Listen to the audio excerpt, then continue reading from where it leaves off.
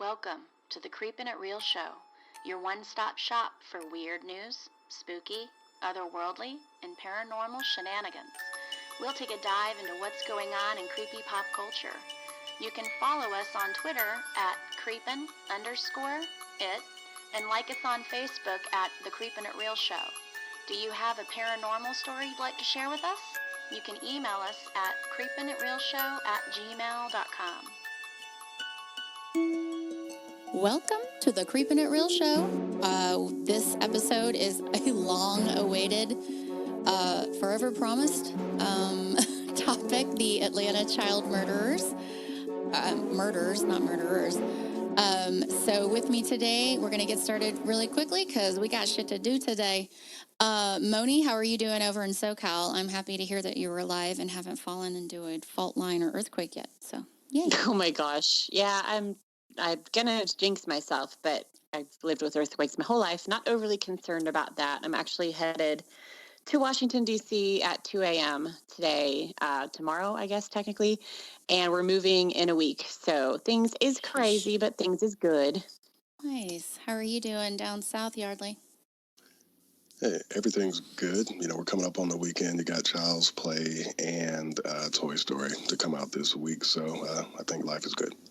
We got a huge hum from you, by the way. Yeah, really bad. You were sounding good before. Yeah. I unplugged the modem. There it is. Nope, that's it. All right, I'll edit that out. Cool. Well, good. Okay, so let me see. How are you doing down south, Yardley? Hey, I'm doing good. We've got Child's Play and Toy Story releasing this week, so life is good, and I'm very excited to go check out at least one of those. And you already know it's going to be Child's Play. I guess we don't need to ask what next show's topic's going to be.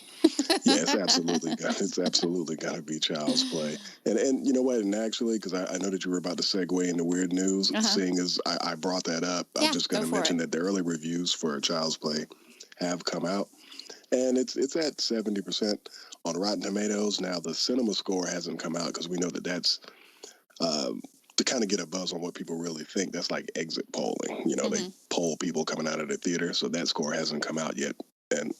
But I'm curious. But when we were talking previously about horror movies and where they rank in ratings wise and all of these things, I think most of us come to the agreement if we watch a horror movie and it gets at least 70%, that was a success. Yeah. You know what I mean? Yeah. At least a 7 out of 10 or something like that. Horror is such a huge critically opinioned genre that anything I shoot low, where if it gets over 5-star or 5 points on IMDb, it's to me considered prime time. Yeah, it's probably it's probably a good time. Now, granted, we know that, you know, in the early goings, you know, that's where the score is.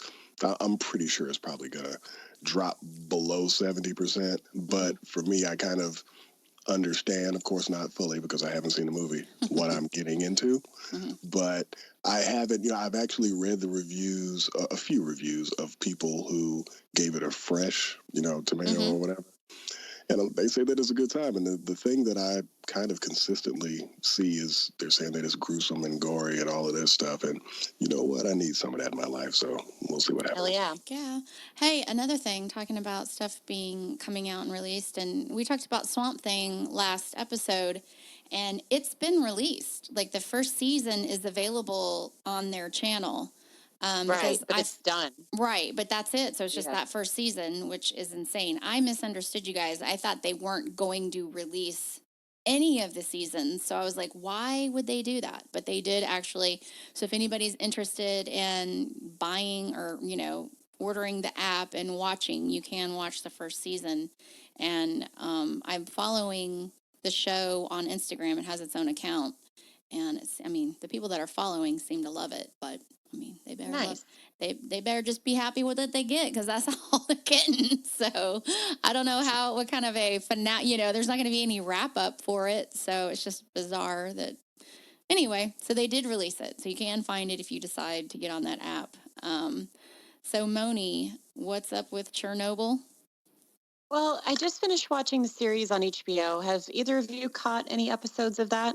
I have not. It's up next in my queue for shows to start. I plan on watching it, but I canceled, like, after Game of Thrones was off, I canceled my HBO Now or whatever. Yeah. And I was like, damn, I forgot about the Chernobyl thing. But yeah. Yeah, it's over. So if you wanted to catch it, you could, pay her however much and finish it, like start and finish. It's really good. And I highly recommend it. And I might be doing my next show when it's my turn about it. But in the meantime, there's a bunch of dumbasses, really, social media influencers who are, because of the renewed interest in the area, going to the still actively dangerous radioactive Chernobyl to take photographs for their social media pages. So there's really not a lot to say about this. I did tell my dad this story, and he was like, well, at least they will go sterile and won't be able to breed. Exactly. So that'll be one less dumbass. But yeah, that site is still very dangerous for probably the next almost 100 years. There is if you scroll down, though, in this article's Fox News, but I've seen this before. There's a really hot chick, and she's got her hazmat suit off, and she's naked from the waist up, and she's in a thong. So good on her, but, that body's not going to look nearly as good with all the weird cancers she's going to get from doing what she's doing. I am absolutely fascinated by Chernobyl, and I wish that it was safe to go visit, but it's not, and don't do it. And actually, it's the showrunners for this new HBO series who are calling for people to be respectful and not go there and get naked and take pictures at a place that a lot of people died and a lot of people really, a lot of really bad things happened and are continuing to happen. So don't do that. Don't be a dumbass. Yeah, that's just disrespectful. It's like one of the worst tragedies ever. And people are like, hey, look at me. Yeah. Lovely. Well, okay, so I thought this was insane. It kind of blew me away. So, I'm like harping on all the murders being solved with DNA, and like I feel like this is kind of a turn, a page turn in our history on what we can do with DNA now. I mean, no longer do you just match to a DNA profile. You can actually look at the DNA and figure out what they would look like. And everything. So something hit a little close to home on this conversation. My husband came home the other day and told me that their company is headquartered in Broomfield, Colorado, and a dude was arrested at his work, for a murder from 32 years ago, because the police found his DNA in a soft drink cup that he had thrown away while he was out, like, doing errands. Wow. This is a crazy story. DNA evidence leads to the arrest of a Colorado man, 58, for the murder of a Fort Carlson soldier 32 years ago, after police trailed him and used a sample from a soft drink cup he had left behind. Authorities crack a 30-year cold case thanks to DNA evidence. U.S. Army Specialist Darlene Krashuk was murdered in Colorado Springs in 1987.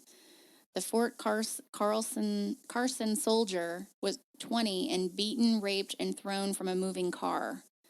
DNA found at the scene was used to create an image of what suspect might look like. Authorities arrested Michael White, 58, of Thornton, Colorado, for murder. So he apparently was a total dick. Like, everybody at work thought he was the huge asshole, and he worked there. He worked there for like 20 years for his company. Wow. Yeah. So they just showed up at his office and arrested him for first-degree murder, and everybody was like, not surprised. But yeah. So it's crazy. Glad they got him on multiple levels then. Exactly. She was beaten, raped, and strangled to death with a coat hanger and leather straps. Autopsy indicated her body may have been thrown from a moving vehicle. She was last seen leaving a nightclub between midnight and 1 a.m. Police found her body during a routine patrol. They believe her body had been moved to a spot behind the restaurant, but they did not say where she was killed. They reopened the investigation twice before, in 2004 and in 2011, and found male DNA on several pieces of evidence. Wow. So that's that.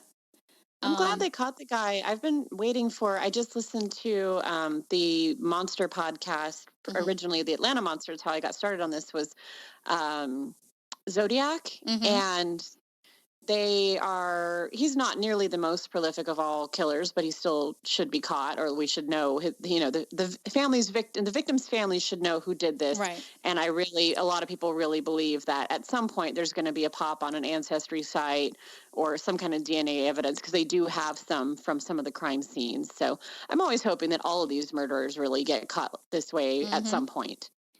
I agree. I mean, it's only a matter of time. DNA is incredibly hard to not leave behind on a scene, even just a little bit of skin under the nails or on clothing. So, and the craziest part is they took his DNA and they made 2 different profiles by phenotyping, which means uses DNA to predict traits such as ancestry, hair, and eye color and face shape. They made one of him at 25, and then they made another about 50 to 55. So you can see the picture, and then you can see his mugshot. And besides the gray hair, which they didn't have him with gray hair, kind of similar. So I thought that was a pretty interesting comparison when just using DNA. So. Yeah, nice. Dudes, if you guys have killed somebody in your past, like, don't throw your fucking trash anywhere. Like, collect it and burn it, I guess. I don't know what else to say to you. But if you're killing people, eat your trash, asshole. Yeah, eat it, set yourself on fire while you're burning it. I don't really care. But anyway, so, wow, that was, like, totally blew me away because, hello, I'm, like, totally obsessed with this stuff, and sure, it shows right up. So, all right, well, we're going to get to the main event because we, again, like I said, we have some shit to do today. I'm redoing this. I've already talked about it. We did this before. I didn't like the quality of it. It was bad sound, bad everything, and so we redoing it. I think the thing that surprises me the most about all of this is this popped up on my radar when the show on Discovery ID did a kind of docuseries, Atlanta Child Murderers. I live in Atlanta. I've lived here since 2003. I've never heard this before. I've never heard this story. And that just, again, that's why I really wanted to rush and talk about it, because I think it's insane that why isn't this talked about? So we're going to talk about the show and some of the stories behind what happened. So, Moni, you want to get us started? Sure. Let me actually scroll down. That would help, right? That's the only thing. We get these lovely pictures in our document, but then it's like, where's the text? There it is. In 1979, it's 1979 in Atlanta, and children are going missing. From July 21st, 1979 until May of 1981, there were 29 murders in the Atlanta area. Most of the victims were boys. All of them were Black. The majority were young, teenage, and even children.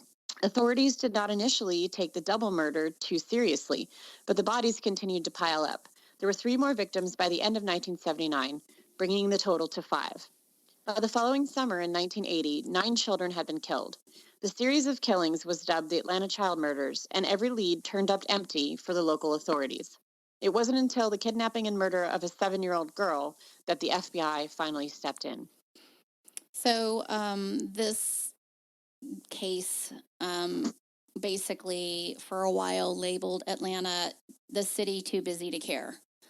Nice. The discussion is, why wasn't this given the attention it deserved? And there's a lot of people with a lot of justifications and reasonings, so I'm going to go ahead and name those. One of them was saying it was high turnover in the police department due to new recruitments and retirees with affirmative action. So what happened is there was a new mayor in Atlanta. I think it was the first Black mayor in Atlanta.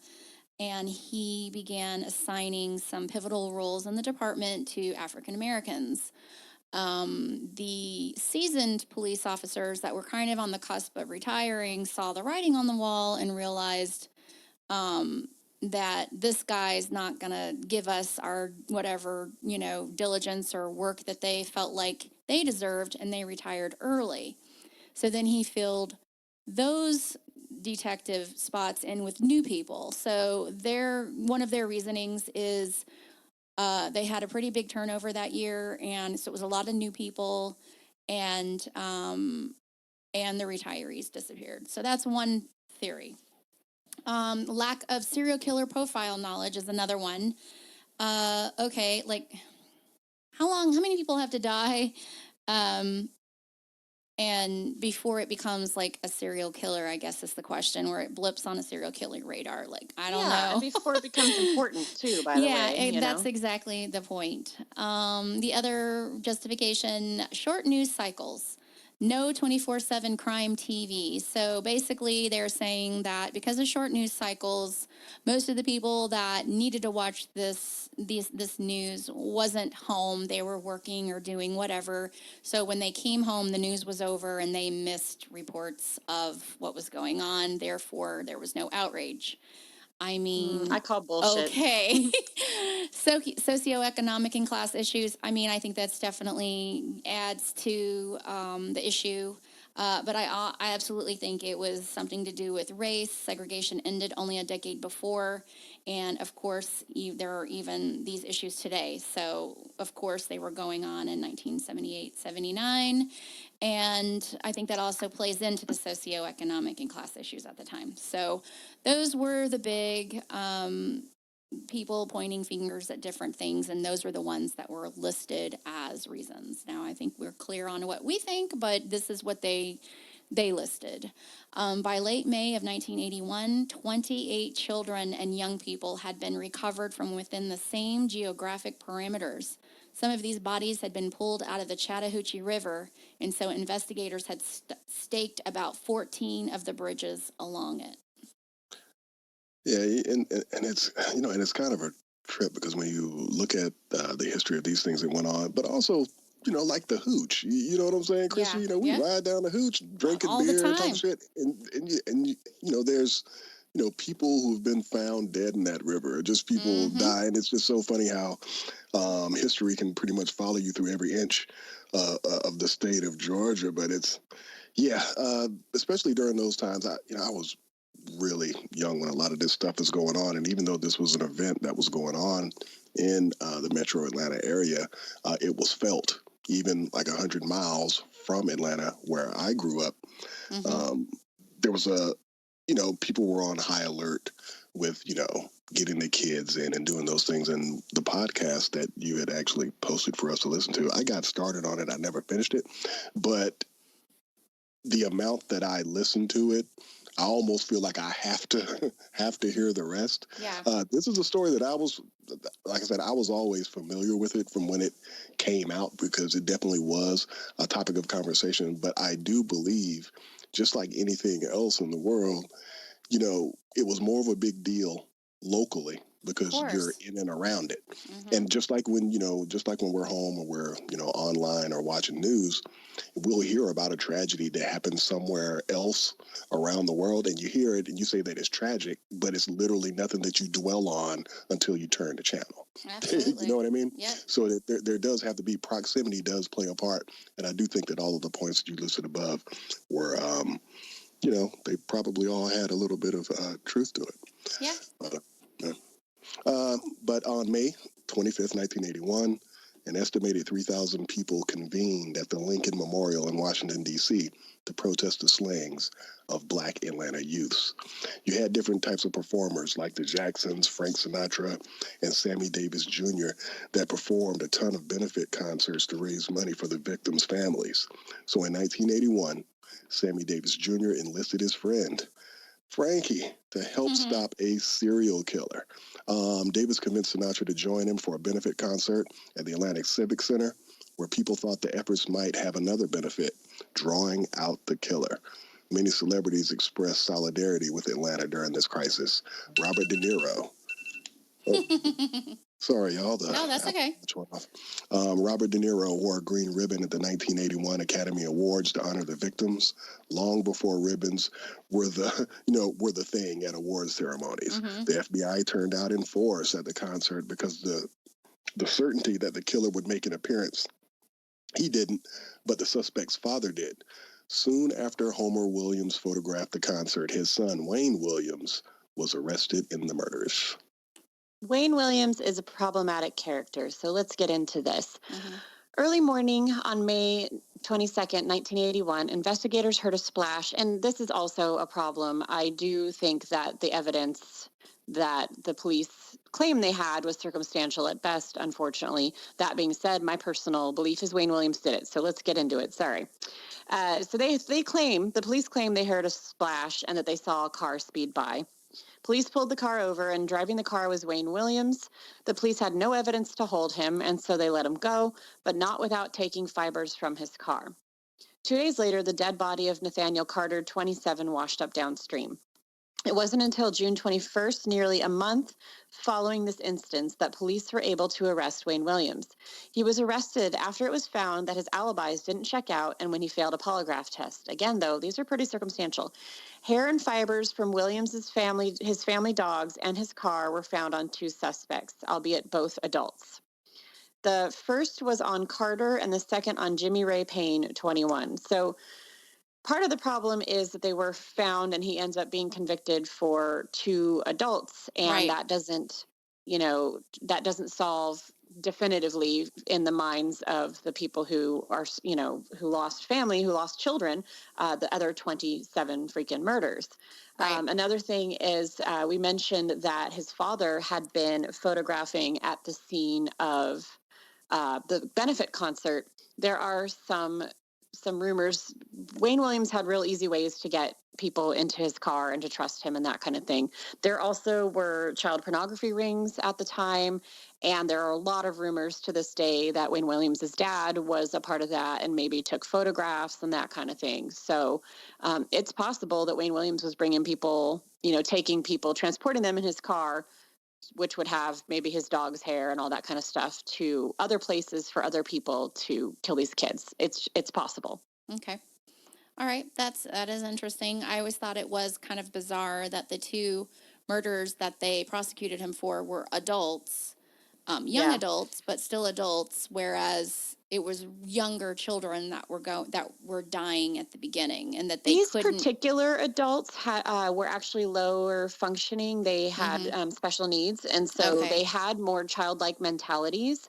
And so the people who were kind of like, these kids were big, and like even some of the kids were strong or scrappy. They're in the neighborhood. And Wayne Williams being nerdy and heavy and not athletic at all. They're like, how is he able to get the best of these kids? But Wayne Williams, I'm sure we'll get into this in a minute, was a talent scout, and in a neighborhood where a lot of people were looking to do odd jobs for money. And he was someone well known in the neighborhood, and he would be able to pull over and say, hey kid, I'll give you some money for this quick job, and kids would get in the car, even at the height of these murders being a thing. And the same thing with, I'm sure, with these young adults who, were not completely at full adult capacity. Right. And especially if there are kids getting killed and you're an adult, why would you feel like you'd be unsafe getting into a car with a guy that you know?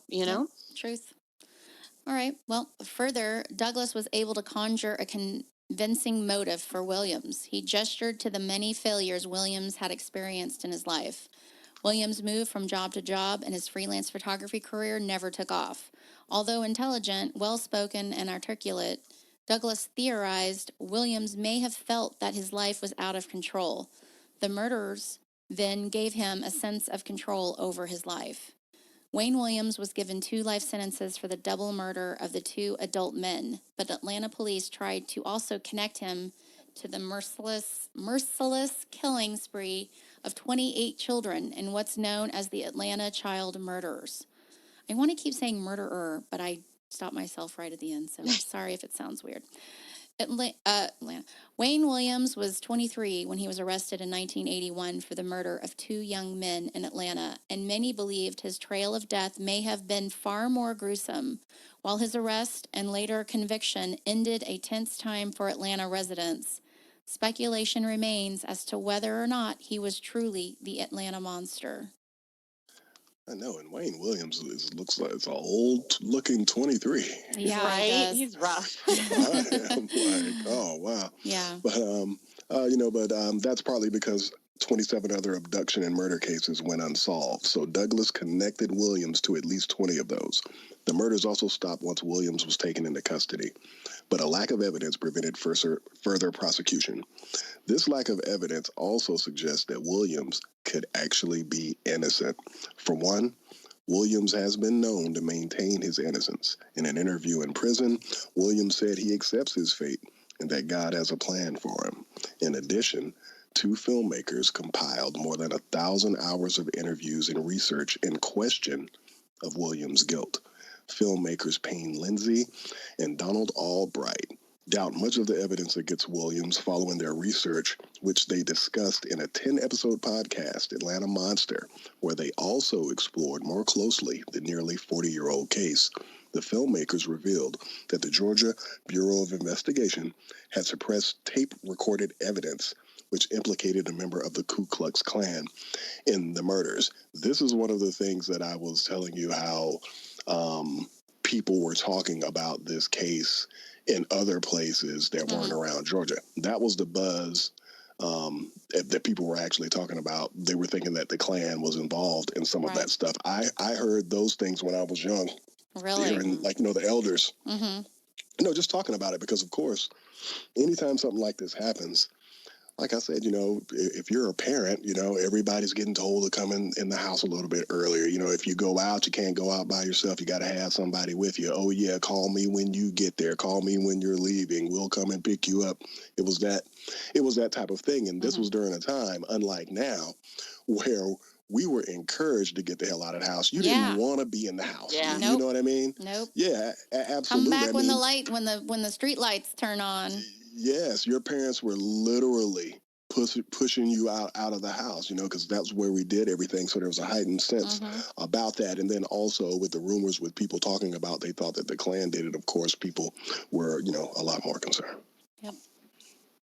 So to that as well, just my 2 cents again. Obviously, I'm not from the area. I don't know shit, but it was pointed out in the podcast, which isn't perfect either, the monster podcast that we're referencing here. The KKK, they like to take credit for their stuff.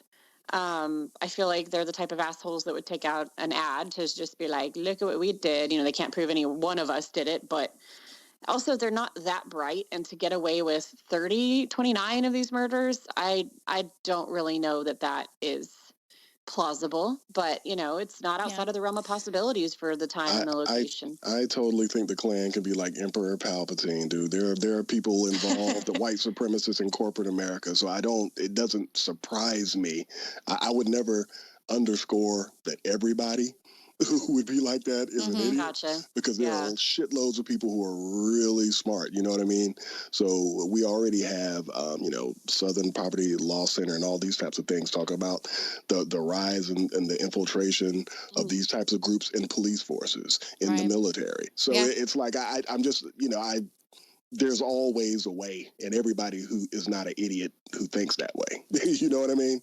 Yeah, the ideology might be idiotic. But I can tell you, you know what I'm saying? There are motherfuckers with degrees who think that way. I think it's just the more people that you get involved, the more hard it is for people to keep their mouths shut. And that's regardless of intelligence. That's just where, if it's a group of people, and that includes, a child pornography ring, people talk, you know what I mean? I mean, you were hearing about this. So, but if it is them, it's a damn shame that the cops didn't, find any evidence of that. I think that's the whole point. I think, first of all, if it is a white person and it was somebody in the KKK, it probably was a cop or somebody with some power, because there's no way you're going to be able, as a white man, to walk into these neighborhoods after, so many deaths of these kids and take a kid.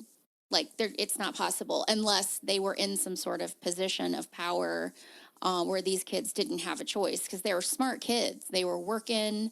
They were, they were just, most of them were. The last weren't, but a lot of these cases, when they were talking about these kids' deaths, they were like, this was not a kid that would just go willingly, with a stranger. So it would have to either be a black man that knows how to like blend in with the neighborhood, or a man who is as a position of power who could have been a Klan member. Maybe he wasn't like sharing it to the entire KKK. Maybe it was just him and a couple of other dudes or something. I don't know. But those are my two theories. It was either this guy and he was able to walk in and out and drive through these neighborhoods with these kids in his car, or it was a man of probably like involvement of the KKK who was in a position of like a police officer or government official, or somebody that if somebody is telling you to come here, you have to. Like kids would have been like, fuck you, and ran off, you know? So I don't know. That's my theory. It is what it is. I think everybody, you know, we're all armchair guessers in this case, but that's just my opinion. Yeah, for sure. Oh, it's my turn to read. Haha. Yeah. In an effort to Jesus Christ, prevent a potential race war, the GBI kept this information under wraps. Williams's lawyers would refer to his arrest as a scapegoat. The investigators had found their assumed black murderer, and I don't disagree that the cops were quite eager to find a good suspect and put him away. Right. And cleanly close their case. Indeed, even those most affected by the Atlanta child murders remain skeptical about Williams's involvement. The families of the victims are the ones saying they don't think he did it. They don't feel like their child was ever actually given justice. Again, I think, my gut, I think he did do it. I also, though, because he was not convicted individually for each and every one of these child victims, I feel like these parents never did get justice, even if he is the murderer, unfortunately. The podcasters could not say definitively whether they believe Williams to be guilty. But in 2010, DNA forensics, which did not exist in 1981, gave a 98% probability that the two hairs found on the body of an 11-year-old victim also belonged to Williams.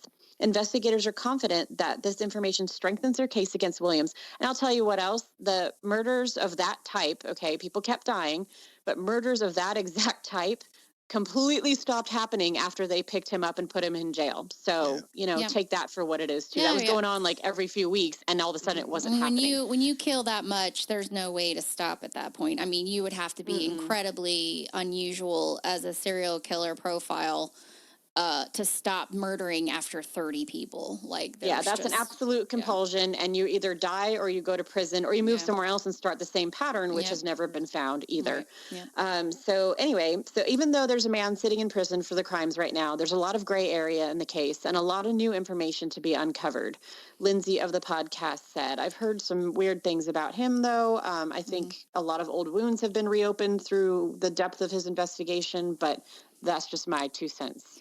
Yeah, I mean, if they hadn't found the hairs and compared them with the 98% probability, it's just rough because with so many of these kids that they could not tie evidence to, you have a huge amount of people with this huge loss that have never had a real reckoning with the murderer. I mean, they're like, okay, so he's also killed these other people, but it's just really, I think it just leaves a huge void for them and a lot of what if and I wish we could, dive into DNA even more for sure, comparison. But unfortunately, when you're dumped in a river or in the forest, a lot of that stuff gets lost. So it just sucks. But I wish there was an investigator on the podcast who mentioned, and from a legal standpoint, he's absolutely right. And that's all this is about, that if you have the murderer, there's no point, obviously you can't, he can only do so many life sentences. Yep. However, I feel like from an emotional standpoint for the families, to get any kind of closure, just to have your kids' names read in the charges in court might have made a big difference in feeling like this was resolved. And I think, as a family, I think they have a hard time bridging because this man killed 2 adults, no matter of their mental capacity. It was just out of the MO, and so for them to be the murderers that he got pegged for, and then we're just going to group all these kids in there too. I think it just left a real hard pill to swallow for these parents where they're thinking, well, now, he's killing adults no matter what the mental capacity is. And he's being tied to DNA. But for years, they were thinking, this doesn't seem like the guy, because I can imagine how many endless, sleepless nights these people are staying up, going over and everything in their head, just trying to settle it right, and it's just not settling. And so I could see the concern about, that they have, and I hope that that the DNA, the new DNA evidence helps kind of heal those questions and concerns. Or, maybe they'll find more evidence of something else. So here we go. Investigators have already pulled new evidence for testing. Fulton County District Attorney Paul Howard made that announcement Thursday during a community forum in Southwest Atlanta. This was back in, I believe, April, when this Thursday during a community forum in Southwest Atlanta happened. So this is back in April, and I have not checked to see if there's any updates, so shame on me. What we're going to carefully do is start with where we believe the death started, Howard said. We're going to try to collect physical evidence in each one of these cases. One thing that has always hampered the investigation is that there's never been a set number of victims. For that matter, there's never been a set timeline either, which that is fucking crazy. So that makes me angry, and that just shows you the lack of real police work that was done to document these cases. This should have been a clear cut when it started, who was affected, period. There should never have been this question. Howard believes there could be victims before 1979, the commonly accepted start for the murderers. Howard has already put a team of lawyers on the investigation. He plans to meet with the families of victims in the coming weeks. The point is not to vindicate convicted murderer Wayne Williams, who was implicated as the prime suspect in the slayings, but to provide closure to the families of victims who have long sought answers about their children's killers, said Bottoms. Evidence collected during the investigation will be sent to the Georgia Bureau of Investigation Crime Lab though Howard did mention the possibility of bringing in outside labs to help with the evidence. His office hopes to have a preliminary report in the next 90 days, announced a week ago. But, of course, I think that this is a little dated, but 2005 DeKalb County Police Chief Louis Graham controversially expressing doubts that Williams was behind the murders, reopened 5 cases from his jurisdiction to no avail. Williams spoke to CNN in 2010 after forensic experts said human hairs found on the body of 11-year-old victim Patrick Balthazar could not exclude Williams as the boy's killer. Williams has always maintained his innocence, questioning the disappearance of certain evidence and accusing investigators of manipulating other evidence. The bottom line is nobody ever testified or even claimed that they saw me strike another person, choke another person, stab, beat, or kill or hurt anybody, Williams told CNN, because I didn't. He said Atlanta was in a panic over the killings and was bent on convicting a black man because arresting a white man might have sparked a race war and Atlanta would have gone up in flames. That fiber evidence may well have been manipulated in this case, point blank and simple, simply because they had a suspect. It was Wayne. And that manipulation, no doubt, has continued even after my trial and up until this point, Williams told CNN. Have any of you ever just looked at any YouTube videos of Wayne Williams interviews? He is off-puttingly rambly and kind of like manipulative seeming. I mean, I'm talking if I didn't know him from a tree bark and didn't know anything about these murders, that guy just rubs me the wrong way. I don't know what it is. He's very smug. Yeah, and very antsy, it seems like. Yeah. Yeah. Which is what liars are like, by the way. Yeah. So retired FBI scientist Harold Dedman, who testified about their hair findings in Williams' 1982 trial and later became head of FBI's DNA lab, said in CNN's 2010 documentary, however, that the hair found on Patrick's body was the strongest finding possible with this particular type of testing. It would probably exclude 98% or so of people in the world. I will say it might not exclude his father, though. Mm-hmm. Anyway. Of 1,148 African-American hair samples in the FBI's database, the FBI said that only 29 had the same sequence. In other words, only 2.5 of every 100 African-Americans. None of the Caucasian or Hispanic hair samples in the database had this sequence. When those samples are added in total, the odds rise up to almost 130 to 1 against the hairs coming from someone other than Williams. New allegations were reported in March 2019 against Williams from Atlanta native Derwin Davis, who said Williams tried to molest him in 1979 while giving him a ride. The alleged encounter took place before the other killings began. Also, they've gone back to the FBI profile. Wayne Williams eerily matches the profile dead on. So Davis's story was similar to that of Tim Thomas, who came forward to tell Channel 2 Action News that William offered him money for sex while giving him a ride in the late 1970s. At Williams's trial, a 15-year-old boy testified Williams offered him money for sex while giving him a ride. Whoop, sorry. Repeat. Davis said he never alerted the authorities because he realized who his would-be attacker was only after Williams was arrested. By then, he felt they had their man. He said he came forward now because with the renewed interest in the case, he wants to make sure Williams isn't recast as totally innocent man. I know what he tried to do to me, Davis said. Thusly, long before someone belatedly declared and made it stick the notion that Black Lives Matter, so many didn't. I thought that was a very poignant comment dedicated to this story.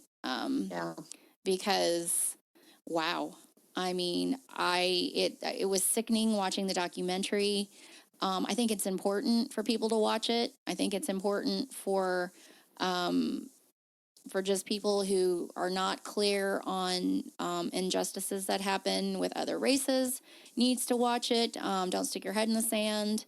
Yeah. And these things happen still today. So it was a horrible, heart-wrenching thing to watch. And then I did a ton of research on this story online, and it just makes you really sick to your stomach to read. But something, it's like you push forward and you need to know and learn and not hopefully repeat, in the future.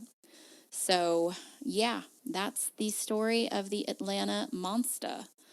Yeah. Glad that we had Yardley here to kind of give us a little bit of insight on what it was like being here a little after or around the time that he was on the loose, or that these murders were happening. And so I'm glad we got to redo it and hear his outlook on it. Go ahead. Well, actually, I was going to say that, but one of the perspective that I and a lot of people around my age, what we know about it is through the perspective of seeing how the adults were acting around us. Because of course, I was pretty young, and I know that I wasn't into the news. You know what I mean? Of course not. Yeah. You're reacting to how your parents were all of a sudden like, "Don't go outside," or and just really, and just hearing people talk about it. So it was a weird time, and I think understandably, I mean, if you're a parent and then you hear about this stuff and there's a pattern of certain things going on, and in different parts of your community or over the state of Georgia. And then also, I mean, we know how things are. Things can be one way, and then there's always going to be a, yeah, but what about it being this? Or, yeah, what about it being that? And that also heightens anxieties and, all of these different things. So it was definitely an interesting period. And even though we knocked out a lot of this quickly, I mean, you could easily do multiple parts just talking about all of the details of this case and getting into Wayne Williams more. But I definitely highly recommend that podcast. It's good listening for anything else, but I think even listening to that podcast, there's a lot of stuff you could pick apart on it too. Yeah, I think what I really liked about the podcast is it's people that they have so many interviews of people that lived here during the time, and like you were saying, the effect it had on them as kids, and like you're saying, the reaction from the adults, going from having all this freedom to having curfews, and from the city, I think it was, right? Didn't the city enforce like a curfew or something finally, eventually? Yeah, there was in certain areas. Yeah. And then, and then the parents also, of course, freaking out and understandably being extremely helicoptery of their kids. And it just continued to happen. And how crazy that is that 30 kids disappeared and were killed in a short amount of time. So it just, that's why I really enjoyed the podcast. Yeah, I agree with you. There was a lot of things that I was kind of like, I thought they did an okay job with kind of talking about both sides. But some of the stuff that they were using for his possible defense, I wasn't, it was kind of reaching, I guess, in my opinion. Like I said, I think it would be one of two things. It would be him, or it would be a person who is a cop or a higher end person who can mess with evidence and who can get a kid in a car, in the middle of a neighborhood that's on high alert like that. So that's my guess, and I'm sticking to it. There you go. Anybody else? Yardley, do you think he did it? You know what? I'm gonna say, yeah. I'm gonna side with Moni. Yeah. I mean, but I'm gonna be honest. I mean, my honest answer would be I don't know. Yeah. But no, that's a good answer. There is a, I mean, I'm a evidence based person too, and then there's and then there's certain things where you're like, I just. I'll go with my gut, and I'm going to say yes. But for some reason, and hopefully we're all fortunate to live many years from now, it would be nice to see something else come out of this where people can really get closure and there's no rumors or assumptions about what's going on. That would be nice, because I think it has to be horrible not to have an answer for certain things. Yeah. You know what I mean? Oh, yeah. And, it's, for their sake. I really do think that something eventually definitively comes out, but the more time that passes, the harder it gets, for these types of things to happen. But we live in a day and age where, just like you were saying earlier, Christy, with all this science and DNA stuff, I mean, from, people are getting locked up from things that they did, 30, 40, whatever years. I say bravo to that. So I'll never say never, but for their sakes, I hope something eventually is able to bring them peace of some sort.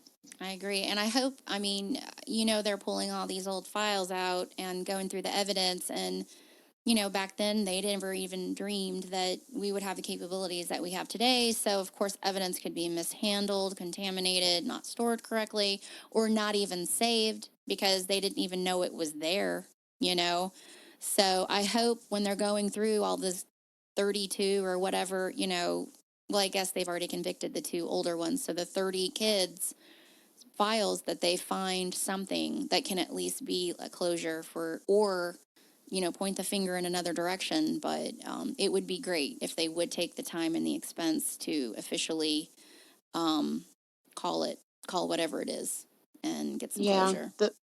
The police, the investigators at the time did a poor job with this case. And there are a variety of reasons for that. And, one of which, they might have been asleep that day that they supposedly heard the splash under the bridge. They were working round the clock, extra hours and all this kind of stuff. Not that that excuses anything. And so, yes, I agree with you both that it would be nice if things could be re-examined now that there's, that's the one good thing about whether you like the podcast, the Atlanta Monster podcast, whether you like the documentary, bringing added attention to these types of cases can often bring some good. It may reopen some wounds, but also may be an opportunity to find new evidence. Yeah, I think they owe it to these people. They owe it to the community. They owe it to the state because they didn't handle things the right way at the beginning. And there is an interesting story by some of the police officers that were working these cases that within a couple of the murders came to their bosses and said, I think we're looking at a serial killer. And they basically told them to shut the hell up or they're going to lose their jobs. They did not want to deal with it. They didn't care. And this came from, some of the lead police chiefs who were responsible for, assigning cases and things. And they, some of them were just stubborn as a dog and kept investigating even though they were told not to, because they could see the writing on the wall on what was happening. So they definitely, I think the state of Georgia owes these families some answers, whatever that is. If it's this guy, great.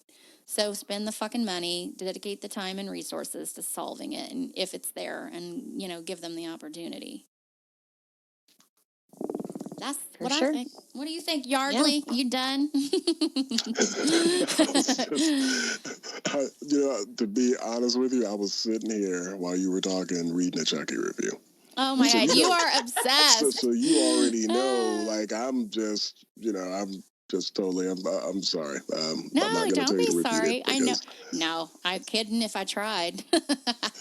Yeah. Well, we can move on to closing out. And yes, our next show is going to be a review of Chucky. I'm excited. I don't know if I'm as excited as Yardley, but I'm excited. It's finally here. We've been talking about this off and on for like a year, right? It's been a while. So Yeah, it's been a while. I mean, for me, all I know is this.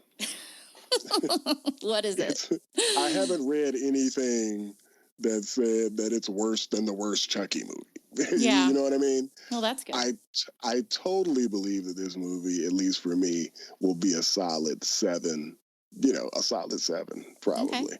Those are You're some going high in with awfully ambitions. high expectations. Yeah, Well, you're already rating it before you've seen it. I'm already committed. I feel confident that I'll probably agree with like a 70% out of 100% because just mainly because I grew up, with the other Chucky, the original. Me What I'm saying, Chucky. I grew up with that stuff, but I can't say that I've been super satisfied with any of them after probably the first one was solid. That got us there. But I think what was the last one? I haven't even seen them all. I think The Bride of Chucky. I quit think watching. The Bride of Chucky it was the the last kid. one. Didn't they have a kid? Or am I wrong? Was that a Yeah, nightmare? they did. Y'all, I'm going to drop out. I have a very upset daughter coming home to me, and I haven't finished packing. Sorry. All right. That's all right. I hope I will get to see this movie and review it with you guys. Okay. No guarantees. I am also quite excited to see it. But my socials real quick are Rebel Moni on Twitter and Moni Bear on Instagram. And I'm sorry to have to run, but thank you guys. See you later. All right. Yes. All right, Yardley, keep going. Well, no, but I'm saying I feel real good about watching. I mean, my expectations aren't sky high. I mean, it's Chucky. You know what I mean? Right. But I do like the concept of this doll having the ability to use the things that, like we really don't realize how connected we are. Right. To all of these things, your Wi-Fi, the technology and all of that. And it'll be interesting to see how he uses that to his benefit. So for me, I'm going to have fun. And I wouldn't, it's not like I was going to go see Toy Story. No. I wasn't going to go see, what was it, the X-Men, the Dark Phoenix. I wasn't going to go see that either. So for me, this was the thing that was on my target. That I've got to see this, and I've got to see Godzilla. Christy, because you were saying that you enjoyed the kaiju act. I did. A lot of people didn't like it. My dad even said, "Oh, it's fucking stupid." But you know what? I like Godzilla for the effects. I don't go in there looking for, plot line of the year. I thought the effects were great. He thought the characters were stupid. And I'm like, okay, whatever. So there's a lot of people that didn't like it. If you go in it looking for a good time, like you said, and some good effects and lots of action, then you'll be fine. well, before we close out, how about, let's just talk about something that we hope we get in the Chucky movie, and one thing we hope we don't get. So for me, I just hope we get some nice gore. Yeah. And I don't hope we get. I hope that they're good with levity as well as I don't expect to be scary. I'm a person when it comes to Chucky. I mean, I know that there's going to be moments of tension, and you're always going to have your little jump scares or whatever. But I want to see Chucky like really put in work with that knife. Like I just do. It's a robot, and I hope it's got a super mode where the arm spins and he just shreds somebody up. I don't know. I just want to see some. I just hope that I hope that they really own this being its own thing. You know what I mean? Right. So we'll see. Yeah, I hope, and I might be setting some seriously high expectations, but I hope that this story kind of opens up a new genre of like horror and technology. It's a different concept, and I'm kind of hungry for some different storylines. And like we had talked previously, Chucky's coming in at the perfect time with this type of storyline where he can, you know, hack into the cloud and cause even more chaos than just what a doll can create. So I might be giving him too much aspirations, but I do hope this might like add something new to the genre of horror and make a cool technology / horror genre. I hope they don't make another fucking 1,000 sequels. Like, please don't. Don't do it. Hey, if for some reason this movie makes a shitload of money, maybe you'll get another one. But like I said, we've got to see it and see how everything goes down in this. And Brian Tyree Henry, he plays Paperboy in Atlanta, but he's in this movie as the sheriff. He's one of the, I guess, one of the main characters in the movie. And he was saying that one of the things that shocked him when he actually saw the full cut of the movie, and when he was, reading the script, he was saying that I guess there's a moments in this movie where they try to make you feel sorry for Chucky or like get on his side or something like that. I mean, I don't know, but I'm really curious by him saying that. He was like, damn, they're trying to make me feel for the goddamn killing doll, murdering doll. You know what I'm saying? But it's gonna be curious, and we're gonna have some fun reviewing it. I mean, come on, like if any movie that is gonna have the right amount of cheese in it, it's gonna be any type of iteration of the Child's Play franchise. For sure. So. Agreed. All right. And also, one other subject to discuss, since we reviewed Endgame, I want to know why the hell they're re-releasing it back to theaters with more pieces of the film, like more parts at the end in the credits. So they're re-releasing the entire film, and all they did was add more scenes to the closing credits. I don't know. I mean, from what you would read on in a lot of these articles, I guess they're basically saying it's like one last push to maybe get people to go back to see what it is, so that they can move past Avatar. That's just insulting, though. Come on. Yeah, I mean, I'm just like, it doesn't even matter. I'm like, you did a superhero movie that's damn near close to getting $3 billion. Yeah. Fucking top. I mean, but my thing is man, like the bar now for an awesome movie or whatever, it's like $1 billion damn near now, and it's because of goddamn comic book movies. You know what I mean? Like people are like disappointed. I mean, damn. And I think one of the reasons that Hollywood, some aspects, are struggling is because they're putting a lot of money in certain movies.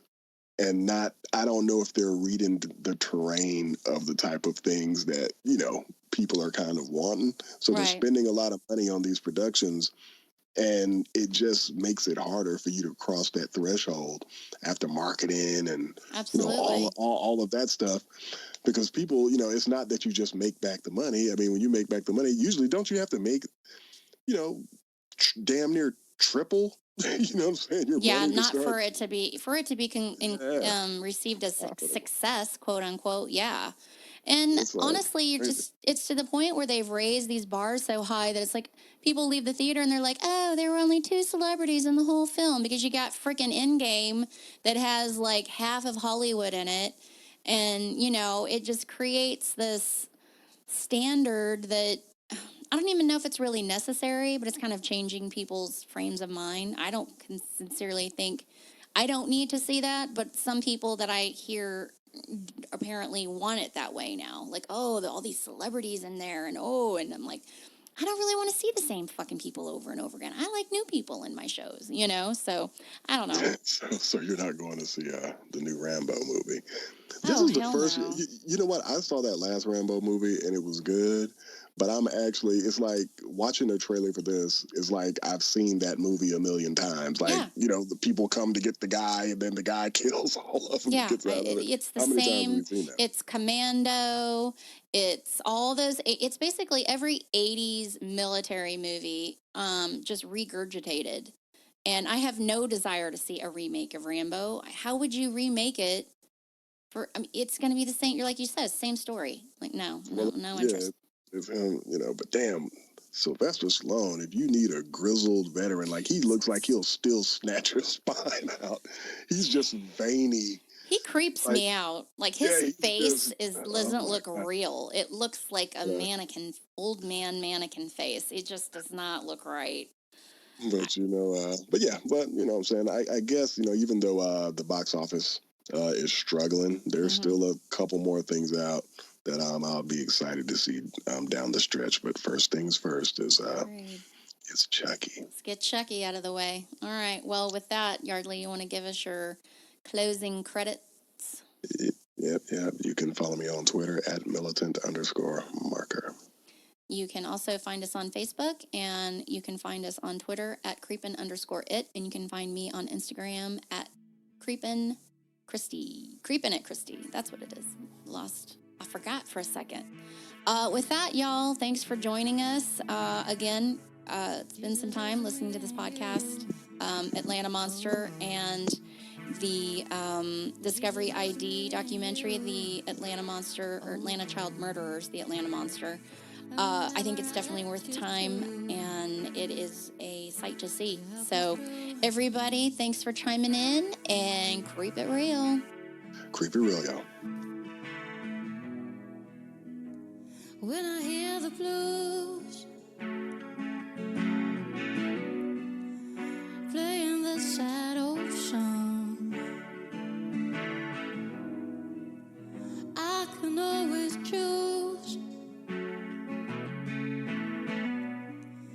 not to sing along, 'cause Jesus is me and you. Oh, Jesus is me and you. Oh, and whenever I left you too, you helped me through.